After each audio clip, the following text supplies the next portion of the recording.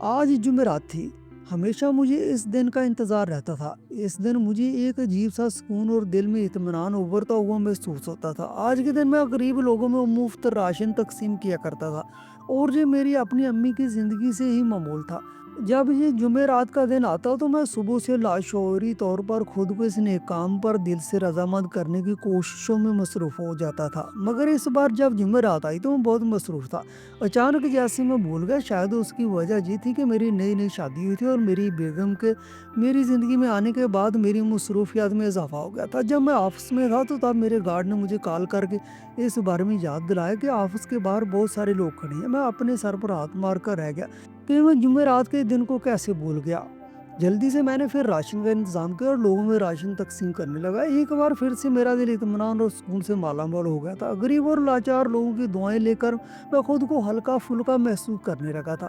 یہ دعائیں ہی تو تھیں جنہیں مجھے کہاں سے کہاں پہنچا دیا تھا۔ میرے ابو کا بزنس جسے اب میں ہی سنبھال رہا تھا، دن دگنی رات چگنی ترقی کر رہا تھا اور میں اس سب کا ذمہ دار ان نیک لوگوں کی دعاؤں کو ہی قرار دیا کرتا تھا۔ میری پوری کوشش ہوتی تھی کہ ہمیشہ میں لوگوں کی مدد کروں جو ساتھ میں حقدار ہیں، جو کاروباری حضرات ہیں، جو غریب غربا بن کر آتے ہیں اور وہ راشن لے کر جا کر مہنگے داموں بیچتے ہیں۔ ایسے لوگوں کو میں اپنے آفس کے قریب پھٹکنے بھی نہیں دیتا تھا۔ آج مجھے معمول سے زیادہ دیر ہوئی تھی۔ گھر آئے تو فاطمہ سجی سنوری میرا انتظار کر رہی تھی۔ اسے دیکھ کر میں دل سے مسکرا دیا۔ آج آپ کہاں رہ گئے؟ بہت دیر لگا دی۔ میں نے اسے مختصراً اپنے روٹین کے بارے میں بتایا تھا۔ وہ حیران پریشان رہ گئی تھی۔ آپ سچ کہہ رہے ہیں؟ مجھے یقین نہیں آ رہا۔ اس کا بچگانہ پن کو دیکھ کر میں ہنس پڑا تھا۔ کیوں یقین کو نہیں آ رہا؟ تمہارا شوہر بھی کوئی نیک کام کر سکتا ہے۔ وہ شرمندہ ہو گئے۔ نہیں، ایسی بات نہیں ہے۔ میں نے آج تک یہی دیکھا ہے کہ جن لوگوں کے پاس کچھ ہوتا ہے وہ کنجوس ہوتے ہیں، ان کے دل تنگ ہوتے ہیں، وہ غریبوں میں بانٹ نہیں سکتے بلکہ ان کی بے بسی کا جیسے تماشا دیکھتے ہیں۔ بات کہتے کہتے وہ کچھ کھو سی گئی تھی۔ وہ ایسی ہی تھی۔ جب بھی میں نے اسے دیکھا، جب وہ ملی تو وہ ہمیشہ ہی بات کرتے کرتے نہ جانے کہاں کھو جایا کرتی تھی۔ جب سے شادی ہوئی تھی تب سے مجھے اس کے قریب سے دیکھنے اور جاننے کا موقع ملا تھا۔ اس کی ہر عادت ہی مجھے بہت پیاری لگتی تھی، ہر بات ہی سب سے الگ تھی، مگر ایک بات کا مجھے بھی شکوہ تھا کہ اس نے آج تک مجھے اپنے بارے میں کچھ نہیں بتایا، نہ اپنے ماں باپ کے بارے میں، نہ اپنے بہن بھائیوں کے بارے میں، اور نہ ہی اپنے پہلے شوہر کے بارے میں جس نے اسے 1 سال کے بعد چھوڑ دیا تھا۔ میں جب بھی اس بارے میں پوچھتا تو وہ آنکھوں میں آنسو بھر کر کہتی، آپ مجھ سے ان باتوں کے بارے میں کیوں پوچھتی ہیں جنہیں یاد کر کے مجھے تکلیف ہوتی ہے؟ میں آپ کو بتا چکی ہوں کہ میرا دنیا میں کوئی بھی نہیں ہے، نہ میرا باپ ہے نہ ماں، بس آپ یہی سمجھ لیں کہ میں یتیم خانے میں پلی بڑی ہوں۔ میں اس کی بات سن کر خاموش ہو جاتا۔ فاطمہ میرے کپڑوں کے کارخانے میں کام کرتی تھی۔ کارخانے میں میرا آنا جانا کم ہی رہتا تھا، مگر جب بھی میں وہاں جاتا تو فاطمہ کو ہمہ وقت کسی نہ کسی کام میں مصروف پاتا تھا۔ اس کا کام آفس ورک میں تھا، اس لیے اس کے ساتھ میرا آمنا سامنا رہتا تھا۔ اس کی جھکی جھکی پلکوں اور جھکے سر نے مجھے اس کی طرف متوجہ کیا تھا۔ جس خاندان سے میں تعلق رکھتا تھا اور جس قدر پیسے کا میں مالک تھا، میرے آس پاس لڑکیاں پروانوں کی طرح ہی گھومتی رہتی تھی۔ وہ مجھے اپنی طرف مائل کرنے اور شادی کرنے کے لیے بری طرح سے تڑپ رہی تھی، مگر میں ایسی لڑکیوں سے بہت الجھن کھاتا تھا اور ان سے دور دور رہا کرتا تھا۔ فاطمہ کے اسی انداز نے مجھے اس طرح مائل کیا تھا، اور جب میں نے اسے شادی کی پیشکش کی تو وہ حیران و پریشان نظروں سے مجھے دیکھنے لگی۔ اس کی یہ بات مجھے بہت پسند آئی تھی کہ اس نے کسی قسم کا جھوٹ کا سہارا نہیں لیا، بلکہ مجھے اپنے بارے میں سچ بتایا کہ وہ پہلے سے شادی شدہ ہے۔ اپنے شوہر کے ساتھ اختلافات ہونے کی بنا پر 1 سال کے بعد ہی اسے طلاق ہو گئی تھی۔ مجھے اس کی پہلی شادی سے کوئی فرق نہیں پڑتا تھا۔ میں خوش تھا جو لڑکی مجھے پسند آئی ہے وہ کردار کی اچھی ہے اور صاف گو اتنی ہے کہ اپنے بارے میں اتنی تلخ بات بھی اس نے اتنے آرام سے مجھے بتا دیا۔ میری نظر میں اس کی قدر و عزت اور بڑھ گئی تھی، اور یوں میں نے فاطمہ کو سادگی سے اپنے نکاح میں لے لیا تھا۔ پھر شادی کے کچھ دن بعد میں نے شہر کے ایک بہت بڑے ہوٹل میں دھوم دھام سے ولیمہ کیا تھا۔ اپنی زندگی میں پہلی بار میں نے فاطمہ کو اتنے اہتمام سے تیار دیکھا تھا۔ ڈیزائنر سوٹ پہنے اور بیوٹی سلون سے میک اپ کرنے کے بعد وہ تو کوئی افسرہ ہی لگ رہی تھی، اوپر سے اس کے حیا سے جھکی ہوئی پلکیوں اسے اور ہی روپ بخش رہی تھی۔ میرے جتنے بھی جاننے والے تھے وہ میرے قسمت پر رشک کر رہے تھے، اور جو لڑکیاں مجھ سے شادی کرنا چاہتی تھیں وہ بری طرح سے جل کر خاک ہو گئی تھی۔ مجھے کسی کے تبصرے یا رویے سے کوئی فرق نہیں پڑتا تھا۔ جب سے میرے ماں باپ مجھ سے بچھڑے تھے تب سے میں بالکل اکیلا پڑ گیا تھا، اور اب اتنے عرصے کے بعد جا کر مجھے سکون کا سانس نصیب ہوا تھا۔ اکثر میرے بابا باتوں باتوں میں کہتے تھے کہ میں اپنے بیٹے کے لیے چاند چہرہ نہیں بلکہ نیک سیرت لڑکی لے کر آؤں گا، اور اب میں نے ان کی بات کو پورا کر دیا تھا۔ میں سوچتا کہ اگر وہ زندہ ہوتے تو میرے فیصلے پر فخر کرتے۔ شادی سے پہلے فاطمہ ایک ہاسٹل میں رہتی تھی اور اس سے پہلے یتیم خانے میں۔ میں نے اسے زیادہ خریدنا مناسب نہ سمجھا تھا، میرا وہی معمول تھا، روزانہ اپنے آفس جانا، ایک چکر اپنے کارخانے کو لگانا اور پھر ہر جمعرات کو نظر و نیاز اور راشن تقسیم کرنا۔ اب تو فاطمہ بھی میرے ساتھ اس کام میں شامل ہوتی تھی۔ اس دن جب میں راشن تقسیم کرنے کے لیے آیا تو فاطمہ کی طبیعت خراب تھی، میں اکیلا ہی راشن تقسیم کرنے کے لیے آ گیا۔ تبھی میں نے ایک بوڑھے آدمی کو دیکھا جس کی کمر جھکی ہوئی تھی، اس کے چہرے پر صدیوں کے غم نظر آ رہے تھے۔ وہ بہت اداس اور پریشان تھا، بار بار وہ کھانس رہا تھا۔ اس کے ساتھ ایک نوجوان لڑکا تھا جو کوفت سے اس بوڑھے آدمی کی طرف دیکھ رہا تھا، نہ جانے اس کا بیٹا تھا، پوتا تھا یا کون تھا۔ میرا دل چاہا کہ میں اسے بتاؤں کہ یہ باپ اللہ کی بہت بڑی نعمت ہوتے ہیں، اس نعمت کی قدر کرو ورنہ یہ نعمت چھن گئی تو پچھتاؤ گے۔ مگر میں چاہ کر بھی اسے یہ الفاظ ادا نہیں کر سکا تھا۔ ایک ایک کر کے سبھی لوگ وہاں سے رخصت ہو گئے۔ میں جب اپنی گاڑی میں بیٹھنے لگا تو میری نظر اس بوڑھے آدمی پر پڑی جو تھکے ہارے قدموں سے فٹ پاتھ پر بیٹھا ہوا تھا اور خالی خالی نظروں سے آسمان کی طرف دیکھ رہا تھا۔ جس بات نے مجھے اس کی طرف متوجہ کیا تھا وہ تھے ان کی آنکھوں میں بہنے والے آنسو جو زاروں قطار بہہ جا رہے تھے۔ اس نے ہاتھ دعا کے انداز میں اٹھائے ہوئے تھے اور آہستہ آواز میں بڑبڑاتے ہوئے نہ جانے کیا بول رہا تھا۔ میرے بے اختیار قدم اس بوڑھے کی طرف چل پڑے تھے، ایسے لگ رہا تھا جیسے کوئی انجانی طاقت مجھے اس کی طرف کھینچ رہی ہے۔ میں اس کے پاس گیا۔ کیا بات ہے بابا، آپ یہاں اکیلے کیوں ہیں؟ اور جو لڑکا آپ کے ساتھ تھا وہ کہاں ہے؟ آپ کی طبیعت اتنی خراب ہے، اسے آپ کو اکیلا نہیں چھوڑنا چاہیے تھا، موسم بھی خراب ہے، بارش بھی ہونے والی ہے۔ میں نے ایک نظر آسمان کی طرف ڈالتے ہوئے کہا۔ بادل برسنے کے لیے تیار ہی تھے، سردی آج معمول سے زیادہ تھی۔ ایسے میں وہ بوڑھا آدمی ہلکی سی سویٹر پہنے، پاؤں میں پرانے سے کھلے جوتے پہنے، نہ جانے کیسی سردی کو برداشت کر رہا تھا۔ مجھے یہ دیکھ کر جرجری سی آ گئی۔ میری بات پر بابا نے سر اٹھا کر میری طرف دیکھا تھا۔ بیٹا وہ مجھے چھوڑ کر چلا گیا جس سے میں نے رو رو کر دعاؤں میں مانگا تھا، اب وہ مجھے اکیلا چھوڑ کر چلا گیا، بے آسرا چھوڑ گیا۔ بتاؤ کیا اس دن کے لیے میں نے اپنی اولاد کو اللہ سے رو رو کر مانگا تھا؟ ان کی بات سن کر تو میں سن سا ہو کر رہ گیا۔ کیا کوئی بیٹا اتنا بھی ظالم ہو سکتا ہے؟ یا اللہ، یہ کیسے وہ اپنے باپ کو چھوڑ کر چلا گیا؟ میں نے ایک لمحے میں فیصلہ کر لیا تھا، آپ آئیں میرے ساتھ میرے گھر میں آپ کا بیٹا بن کر ہی آپ کی خدمت کروں گا، آپ کو کسی بات کی فکر کرنے کی ضرورت نہیں ہے۔ اس بوڑھے آدمی کی آنکھوں میں عجیب سی چمک آ گئی تھی، چہرے پر مسکراہٹ بھی نظر آنے لگی۔ ایک بار پھر سے وہ بری طرح سے کھانسنے لگا۔ میں نے جلدی سے بوڑھے آدمی کو اپنی گاڑی میں بٹھا دیا، باتوں باتوں میں اس سے گھر کا ایڈریس پوچھا تاکہ اس کے بیٹے کو اچھا سبق سکھا سکوں۔ اس بات کا تو میں نے فیصلہ کر لیا تھا کہ بوڑھے آدمی کو اپنے گھر ہی لے کر جاؤں گا، مگر ایک بار اس کے بیٹے کو اپنے باپ کی قدر قرانا چاہتا تھا۔ مگر وہ آدمی تو اپنے گھر کا پتہ ہی بھول گیا تھا، اسے یاد تھا تو بس اپنے بیٹے کا نام، اس کے علاوہ اسے اپنے گھر کی گلی یا پتہ کچھ بھی یاد نہیں تھا۔ اور میں بھی نہیں زیادہ تنگ کرنا مناسب سمجھا تھا، انہیں اسپتال لے کر گیا، کھانا کھلانے کے بعد ہی گھر لے کر آیا تھا۔ آج میں معمول سے زیادہ تھک گیا تھا۔ بابا جی کو میں نے گیسٹ روم میں بٹھایا، ان سے ایک بار پھر کھانے اور چائے پانی کے بارے میں پوچھا۔ ملازموں کو چائے کا بول کر میں اپنے کمرے میں آ گیا۔ فاطمہ جیسے میرا انتظار کر رہی تھی، مجھے دیکھ کر بے تابی سے میرے پاس آئی تھی، اس کے چہرے پر مسکراہٹ، آنکھوں میں چمک دیکھ کر میں ایک پل کو محبت سے اسے دیکھنے لگا تھا۔ کیا بات ہے فاطمہ، اتنی خوش کیوں لگ رہی ہو؟ میری بات پر اس نے شرماتے ہوئے مجھے ایسی خبر سنائی جسے سن کر میں خوشی سے جھومنے لگا تھا۔ اس نے بتایا کہ میں باپ بننے والا ہوں، اور یہ خبر سننے کا تو میں کب سے انتظار کر رہا تھا۔ میں کتنی دیر تک اس کے پاس بیٹھ کر اسے اپنا خیال رکھنے کی تاکید کرتا رہا، پر اچانک سے مجھے اس بوڑھے کا خیال آیا تو میں نے فاطمہ کو اس کے بارے میں بتایا اور پھر اسے ملوانے کے لیے گیسٹ روم میں آ گیا۔ جیسے ہی گیسٹ روم کے اندر داخل ہوئے، فضا میں ایک عجیب سی بوجھل خاموشی طاری تھی۔ وہ بوڑھا آدمی جسے میں چند لمحے پہلے سڑک سے ایک لاوارث سمجھ کر لایا تھا، صوفے کے کونے میں دبکا بیٹھا اپنی کانپتی انگلیوں سے پرانے سویٹر کے داغے کھینچ رہا تھا۔ فاطمہ جو ابھی چند منٹ پہلے میرے باپ بننے کی خوشی میں مسکرا رہی تھی، اس کے چہرے کی رنگت اچانک زرد پڑ گئی، اس کے قدم وہیں دہلیز پر جم گئے اور ہاتھ میں پکڑا پانی کا گلاس اس کے لرزتے ہاتھوں سے چھوٹ کر زمین پر جا گرا۔ شیشے کے ٹوٹنے کی آواز نے کمرے کے سکوت کو توڑا، لیکن فاطمہ کی نظریں اس بوڑھے سے وجود پر جمی ہوئی تھی۔ اچانک فاطمہ کے حلق سے ایک ایسی دل دو چیخ نکلی جس نے میرے دل کی دھڑکنیں روک دی۔ وہ کسی پاگل کی طرح دوڑی اور اس بوڑھے آدمی کے قدموں میں گر گئی۔ وہ رو نہیں رہی تھی بلکہ تڑپ رہی تھی، اس کی ہچکیاں بند گئی، وہ اپنا سر ان کے پیروں پر مار مار کر داڑیں مارنے لگی۔ ابو، میرے اللہ، یہ میرے ابو ہیں۔ اس کی آواز میں وہ کرب تھا جسے لفظوں میں بیان کرنا ناممکن تھا۔ وہ بوڑھا آدمی جو اب تک اپنی دنیا میں کھویا ہوا تھا، فاطمہ کی آواز سن کر ساکت ہو گیا۔ اس نے لرزتے ہوئے اپنے دھندلے ہاتھ اٹھائے اور فاطمہ کے سر کو چھونے کی کوشش کی۔ اس کی آنکھوں سے آنسو کی 2 कतारें निकली और उसके सूखे होंठ कँप-कँपाने लगे। फातिमा मेरी बेटी, मैं साक़ित व जामद ये मंज़र देख रहा था। मेरा ज़हन सुन्न हो चुका था।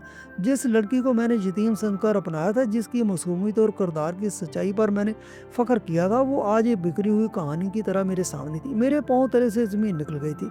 मैंने आगे बढ़कर फातिमा के कंधों से उसे पकड़कर उठाने की कोशिश की, लेकिन वो ज़मीन से चिमटी हुई थी, जैसे आज वो ज़मीन में दब जाना चाहती हो। काफ़ी देर तड़प और आह-भुका के बाद जब फातिमा को सँभली, तो मैंने उसे सख्ती से पकड़कर सोफ़े पर बिठाया। मेरी आँखों में अब हैरत के साथ-साथ एक अनजाना खौफ भी था। मैंने लर्ज़ती आवाज़ में पूछा, फातिमा ये सब क्या है? तुम तो कहती थी कि तुम्हारा इस दुनिया में कोई नहीं है, तुम तो यतीम खाने में पली-बड़ी हो। फिर ये बूढ़ा आदमी तुम्हारा बाप कैसे हो सकता है? तुमने अपने जीते जी अपने बाप को क्यों छोड़ा था? क्यों हमें इसे अंधेरे में रखा? फातिमा ने अपनी सूजी हुई आंखों से मेरी तरफ देखा। उसके चेहरे पर वो खौफ था जो किसी मुजरिम के चेहरे पर होता है जब उसका गुनाह सरेआम खुल जाए। वो हिचकियाँ लेते हुए बोली, अगर मैंने आपको सच बता दिया तो आप मुझसे नफरत करेंगे। आप मुझे इसी वक्त इस घर से निकाल देंगे या आपकी नज़रों में गिर जाऊंगे। मैं ये बोझ सह नहीं पाऊंगी। उसकी आवाज़ में मौजूद खौफ ने मुझे मजीद बेचैन कर दिया। मैंने उसका हाथ थामा और उसे यकीन दिलाया, फातिमा मैं तुमसे मोहब्बत करता हूँ। मैंने तुम्हें तुम्हारी सच्चाई की वजह से अपनाया था। मुझे सच बताओ, मैं तुमसे नफरत नहीं करूँगा। आखिर ऐसा क्या हुआ था कि तुमने अपने बूढ़े बाप को तन्हा छोड़ दिया? वो क्या मजबूरी थी या वो क्या खता थी जिसने तुम्हें अपने खून से दूर कर दिया? फातिमा ने एक लंबी सिसकी ली, जैसे वो बरसों का बोझ अपने सीने से उतारने लगी हो। उसने अपनी नज़रें झुका ली और कांपते लहजे में कहना शुरू किया, ये सब मेरी नादानी और मेरी अक्ल पर पड़े हुए पर्दे का नतीजा था। जिस वक्त मैं कॉलेज में पढ़ती थी, हमारे मोहल्ले का एक लड़का रहता था। वो दिखने में बहुत भला और बातों को बहुत मीठा था। मैं उसकी बात में आ गई थी। वो बताने लगी कि वो लड़का रोज़ उसका पीछा करता, उसे झूठे ख्वाब दिखाता और उसे यकीन दिलाता कि वो उसके बगैर जी नहीं सकता। उसने मुझे मोहब्बत के ऐसे सब्ज़ बाग दिखाए, मुझे अपने घर की दीवारें कैद खाना लगने लगी। मुझे लगने लगा कि मेरे बाप की मोहब्बत एक बोझ है और मेरे भाई का तहफ़्फ़ुज़ मेरी आज़ादी में रुकावट है। उस लड़के ने मुझे आस्ता-आस्ता अपने ख़ानदान के खिलाफ़ करना शुरू कर दिया। वो कहता था कि तुम्हारे घर वाले हमारी शादी कभी नहीं होने देंगे, इसलिए अगर हमें साथ रहना है तो हमें इस घर को, इस शहर को छोड़ना होगा। फातिमा के आंसू अब उसके गालों पर बह रहे थे। उसने बताया कि किस तरह उस लड़के ने उसे ज़हनी तौर पर मफलूज कर दिया था। उसे सही और गलत की तमीज़ ही नहीं रही। मैंने ये भी नहीं सोचा कि मेरे पीछे मेरे बूढ़े बाप की इज्जत का क्या होगा। मैंने ये भी नहीं सोचा कि जिस भाई ने मुझे अपनी हथेलियों पर पाला, वो लोगों को क्या मुँह दिखाएगा। बस एक रात मैंने अपनी पगड़ी उछालने का फैसला कर लिया। इस लड़के के साथ भागने के लिए घर की दहलीज पार कर ली। मैं ये सब सुनकर दंग रह गया। वो लड़की जिसे मैंने पारसा समझा, वो एक ऐसी कहानी का हिस्सा थी जिसका तस्वर ही मेरे लिए भयानक था। लेकिन फातिमा का एतराफ़ अभी ख़त्म नहीं हुआ था। उसके लहजे में मौजूद कर्ब बता रहा था कि उसने उस एक फैसले की बहुत भारी कीमत चुकाई थी। वो लड़का जिसके लिए उसने अपना सब कुछ दांव पर लगाया था, वो दरअसल उसकी ज़िंदगी का सबसे बड़ा दुश्मन साबित होने वाला था। फातिमा के आंसू थमने का नाम नहीं ले रहे थे। उसका चेहरा नदामत से झुका हुआ था और आवाज़ कर्ब में डूबी हुई थी। वो अपनी कहानी के उस मोड़ पर थी जहाँ ज़िंदगी ने उसे उसके गुनाहों की सज़ा देना शुरू की थी। मैं उस लड़के के साथ भाग तो गई। उसने एक लंबी सिसकी लेकर कहना शुरू किया, लेकिन भागने के महज चंद दिन बाद ही उसका असल चेहरा मेरे सामने आ गया। वो जिसे मैं अपनी कायनात समझ बैठी थी, वो दरअसल एक शिकारी था जो मासूम लड़कियों की जिंदगियों से खेलता था। उसने मुझसे कोई निकाह नहीं किया था, बल्कि वो मुझे एक ऐसी दलदल में धकेलना चाहता था जहाँ से वापसी नामुमकिन थी। वो मुझसे गलत काम करवाना चाहता था।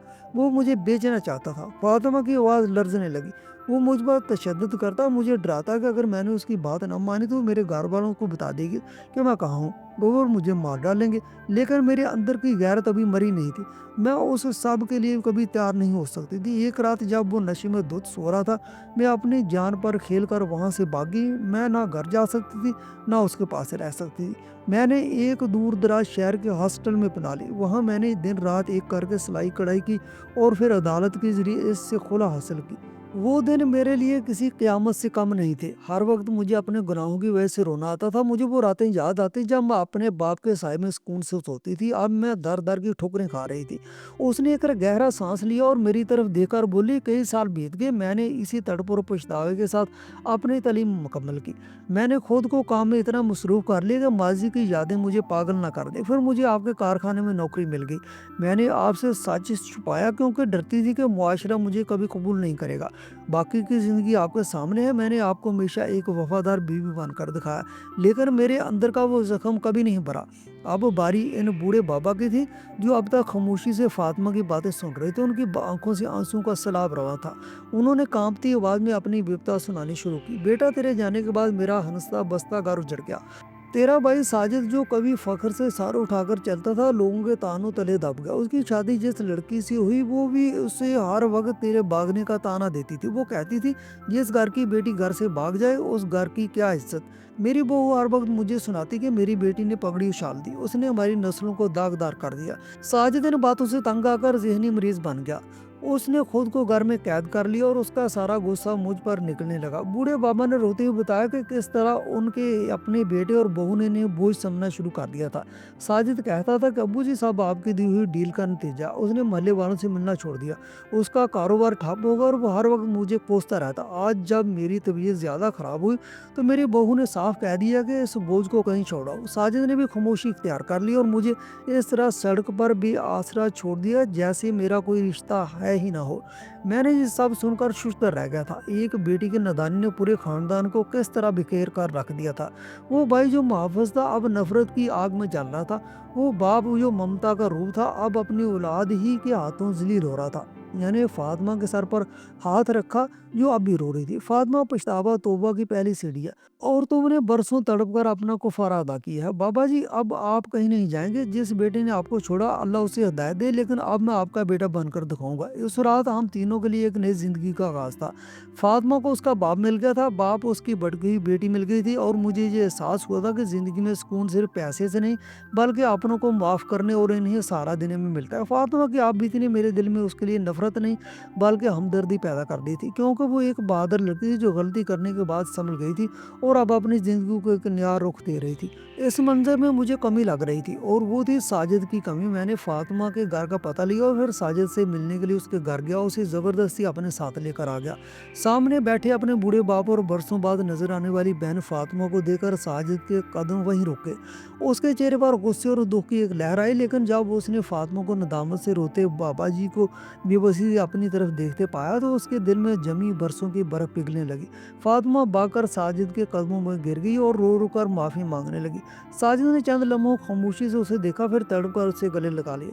بھائی اور بہن کی وہ سسکیاں کمرے کی در و دیوار کو ہلا رہی تھی۔ ساجد نے اپنے باپ کے ہاتھ چوم کر اپنی تلخ کلامی نے گھر سے نکالنے پر معافی مانگی۔ بابا جی نے دونوں بچوں کے سر پر ہاتھ رکھا اور اللہ کا شکر ادا کیا کہ مرنے سے پہلے ان کا بکھرا ہوا گھر دوبارہ ایک ہو گیا۔ اس رات ہم سب نے مل کر کھانا کھایا، اور وہ نفرت جو برسوں کا بوجھ بن چکی تھی، اب وہ محبت میں بدل گئی تھی۔ فاطمہ کو اس کا خاندان مل گیا اور بابا جی کو ان کا بیٹا اور بیٹی۔ میں دور کھڑا اللہ کا شکر ادا کر رہا تھا کہ اس نے مجھے اس ٹوٹے ہوئے گھر کو جوڑنے کا ذریعہ بنایا تھا۔ ماضی کے زخم اب بھر چکے تھے اور ہم سب ایک نئی اور پرسکون زندگی کی طرف قدم بڑھا رہے تھے۔